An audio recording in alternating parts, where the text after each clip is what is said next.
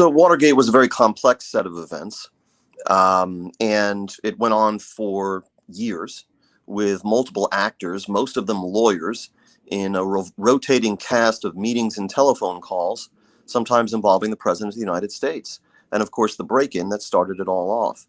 Um, it is still relevant because the Nixon presidency, I like to say, was the template for the modern.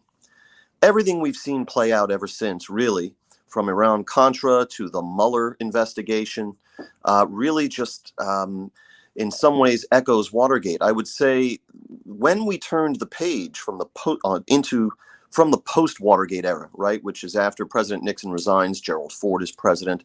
I mean, again, in Gerald Ford, you have the only man in American history who became president of the United States without ever having been elected president or even vice president. It's an extraordinary thing. He went from being a congressman in Michigan to president of the United States in about a year and a half.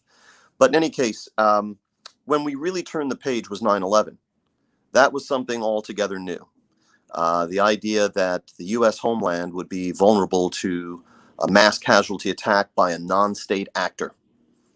But even so, once 9/11 happened and Washington recovered from the shock, we started to see a 9/11 commission.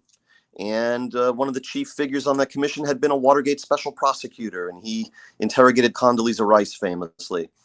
So even that carried echoes of Watergate. So the Nixon presidency was when media started to flex their muscle, when you could get a handsome looking paperback edition turned out in about a week featuring the president's tapes. And it seemed so official. And when for the first time we started having saturation coverage, and when the media like Dan Rather at the time and others started giving the president a really hard time, whereas all the way up through Lyndon Johnson, the media had been complicit with various presidents in covering up various things. The gloves were off for Richard Nixon. The fact that he taped all of his conversations foreshadows the kind of omnipresent mass media we have today. Richard Nixon was the last politician, Ryan, or the last public figure of any kind in America, the last celebrity who could be forgiven for imagining that all of his stuff won't come out. But once the Supreme Court ruled 8-0 that President Nixon had to turn over his tapes to the Watergate special prosecutors, every public figure in all walks of life has been on notice that your stuff not only will come out, but it will be used against you, and you will be vilified coast to coast on the basis of it. So that when we would see in latter times an Anthony Weiner, let's say, sexting young women or what have you, he had been on notice from Richard Nixon on, your stuff comes out, right? So it was a transformative event, Watergate.